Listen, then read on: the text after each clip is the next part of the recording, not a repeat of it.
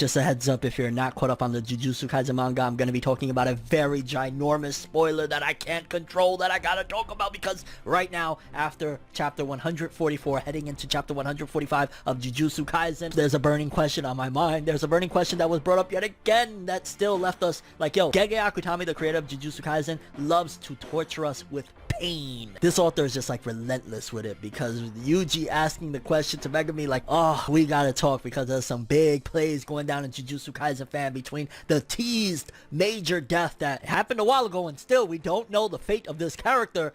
Just a spoiler alert, so one more time I'm gonna let you know who it is. Kugisaki Nobara. You should have been caught up by now, okay? If you drop a like, as a matter of fact, an extra little like if you actually caught up to the manga recently, whether it be after the anime, during the anime's run, whatever, to Jujutsu Kaisen, because big shit master Tengen, Yuji accepting Choso as his brother. Let's talk some of that Jujutsu Kaisen great.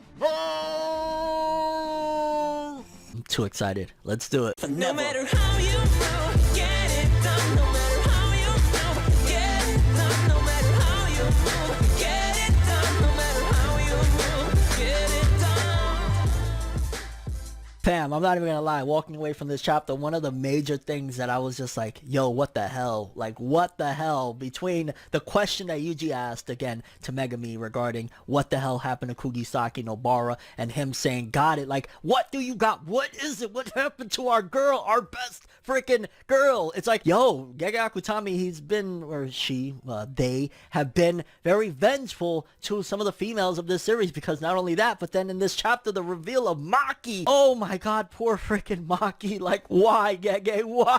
Because the opening of chapter 144, Megumi is asking Yuji, please help in the Culling game. Sumiki, his sister, is caught up in it, and yeah, this is going to be troublesome. He needs his help. So it's kind of reaffirming and, you know, putting them back together, because right now it could have just been that for a while Yuji went on his own, Megumi went on his own, and Nobara or whatever is going on with our sweet Nobara, please don't tell me she's dead. But it could have just kept on going that way. But the fact that Megumi is asking him, it's kind of going to push Yuji that, you know, he's guilt-ridden right now. Like, if it wasn't for him pleading with him, please help me with my sister, it might have been that Yuji's guilt led him down a different direction. So thankfully, Megumi is keeping the squad together right now. Well, Noritoshi Kamo's creepy little game is helping too, I guess. And then Yuji drops a bomb to Yuta. He's like, yo, I've eaten 15 fingers. At that one point when I ate the last 10 straight in a row, Sukuna, you know, he had me for a moment. He had me in the first half, fam. And then he says he doesn't think it'll be a problem regarding like Sukuna taking control if he eats the other 5, because the only reason that he got control last time was he ate 10 in a row and everything that happened. But he tells Yuta, fam, you think you could do me this solid? If Sukuna takes over at any given point, please kill me. Do me that solid. Which I wonder, it's a whole different ball game, and I'm curious what you guys think about this. It's a whole different ball game. Like, when Yuji was going up against Yuta, Sukuna's not helping, he wasn't nothing and anything like that. Likewise, the fact that Yuta wasn't really going all the way in, hence Rika not squashing him like a bug and him saying, no, we're just playing. So it's hard to really calculate that fight. But what type of fight would it be if Sukuna did take over Yuji's body, and Yuta now being tasked with, hey, kill me if Sukuna comes out at this point? Like, how would that fight go? Full on Yuta with Rika by his side and possessed Yuji Sukuna. Oh my god, I want to see that. I don't, but I do, because like, I don't want to see, you know, the two MCs go at it again on some brutal, but then a part of it is like, yeah, I want it desperately. And yeah, Yuta's like, I'll do what I can. But then moving forward, Megumi's like, bam, okay, if we're gonna do this, we got to get back to Jujutsu High. Master Tengen will be able to let us know how to remove the prison seal from around Gojo, because fam, yeah, you know, the broken guy that could probably solve all these issues. Yeah, we got to be able to get him through, which I think it's still gonna be a while. Like, as much as we love Gojo, as much as, you know, I want Gojo to be in the chapter yesteryear, I still think it's going to be a while before we get him back, because just think about it for a second. The Culling game, right? This big, really brutal shit that's about to go down. If we already got Yuta on our side, right? And of course, Yuji and Megumi are working together now. What type of war would it really be? What type of game would it be? Survival game, if you got Gojo in there, because Gojo just feels like the plot cheat, so to speak. Game Shark, if you're old enough to understand. Game Genie, where basically, you know, you put Gojo in and it's going to be a wrap. So I don't think, despite whatever answers they get from Master Tengen, that it'll happen soon, at the very least within the Culling game. Maybe towards the end of the Culling game it'll happen, but I don't think that whatever information they get, they're going to be able to use to get Gojo free right now. And they also want to find out what is Norito Shikamo's big ultimate goal and his next moves, which honestly I am really curious. Like, why are you doing this Culling game that it's going to be, what, 19 days? Why in particular 19? Like, there's a lot of questions that you got to ask. And in general, why is he doing all this? Because it's not like we have the same ideas that, or the same motives, so to speak, that the original Geto had. Geto wanted to do things a different way. It's a difference for Norito Shikamo because that's not the same person. This has been a body hopping person from,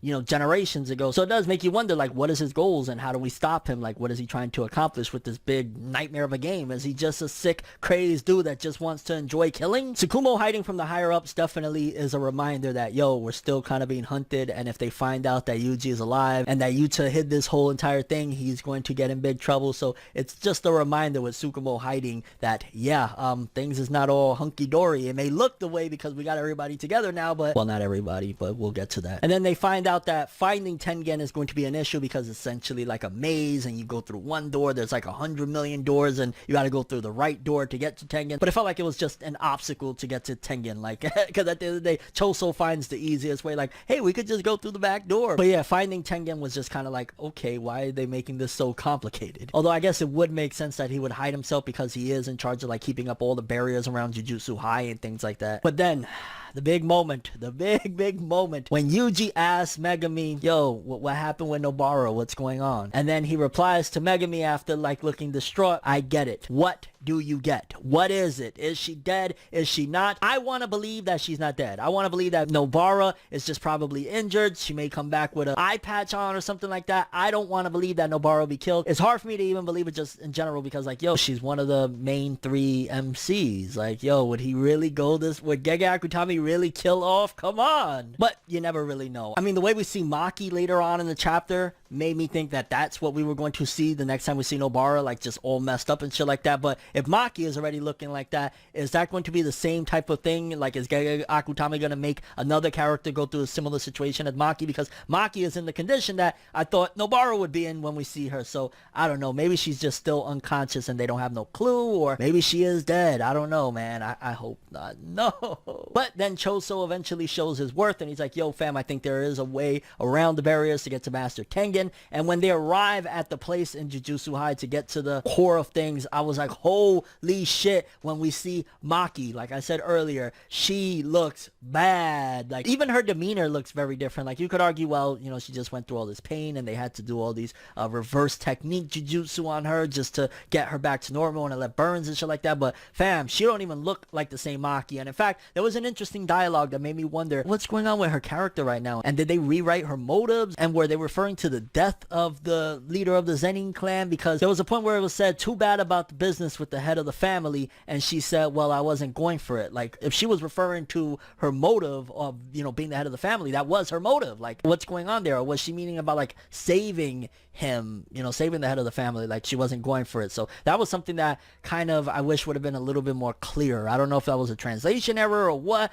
but Maki's whole goal was to replace the head of the Zenin family and change everything. So that just kind of felt a little bit like muddy. But then Choso shows even more of how worth he is, of basically saying, fam, my brother's remains are down there, which the lore honestly does feel like there's a lot. Like in this chapter alone, it felt like there was a lot to it. Like Choso saying my brother's remains are down there and they can help guide us to find Master Tengen and things like that. Like, in the midst of everything, that's even more shit that makes me really wonder what's going to go down. Like, a part of me feels like Choso survived last time, which, by the way, I messed up. I thought that Choso was going to die, but it makes sense that Yuta would save him if he was saving Yuji, and likewise that Naoya was, you know, damn near on death's door, and it took basically Yuta, you know, reviving him and shit like that. But Yuta basically just played it off so that Choso could get away from Naoya. And I ain't gonna lie, I don't know what was going on there, if the flashback that Yuji had last chapter of his parents made him just accept it when he's like, yo, because they're like, who is this guy anyway about Choso? And he's like, for now, you could just think of him as my big brother. I think a part of that is him accepting that, well, maybe I don't know know everything about my parents. I didn't even listen to my grandfather on his deathbed of him trying to tell me things.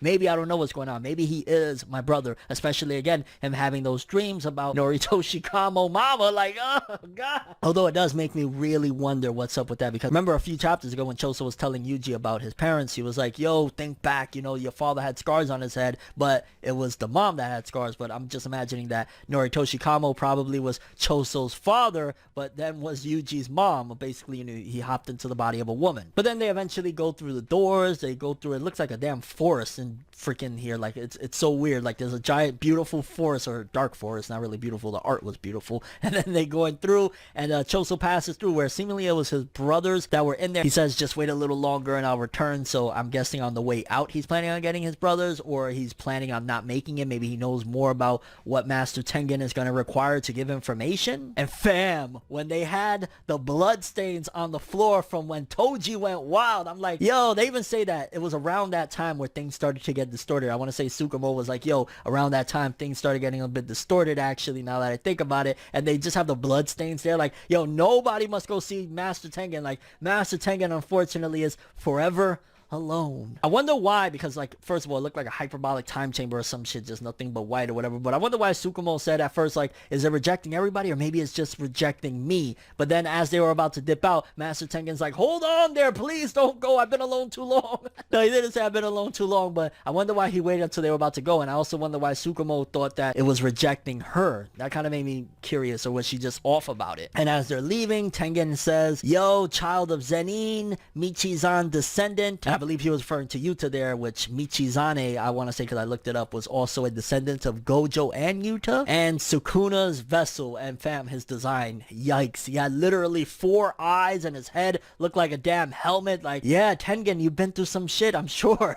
And that was a big reveal in general, because we've heard about Tengen for how long now? But yo, this chapter, a lot to digest. Curious what you guys think about it all. For starters, Nobara dead. Like, is she dead, or is she in a coma? Is she gonna come out looking like Maki? What did you think about Maki when you saw her in this chapter looking all like, damn it, Gege, why? What do you think Tengen is going to tell them? Your thoughts in general about this chapter? Choso being kind of a guide. Never thought I'd see that coming in. Your overall thoughts and expectations for Jujutsu Kaisen 145 and beyond. Man, this manga's greatness. Oh. That's all I have for this one, though. Thanks for watching. Hope you enjoyed. If you liked anything I had to say or enjoyed the video, drop me a like. I'd greatly appreciate it. And if you want more from me, make sure to subscribe. Follow me on Twitter, Instagram. Hit that bell to get all notifications. And if you want to follow any of my other social media, links in the description below. I'm ForneverWorld, and as always, people, have an awesome day. Oh, remember the golden rule. Anime and manga for life, boy. Have an awesome day. Peace in, and yo, Nobara better not be dead. I'm gonna be so bad. Have an awesome day. So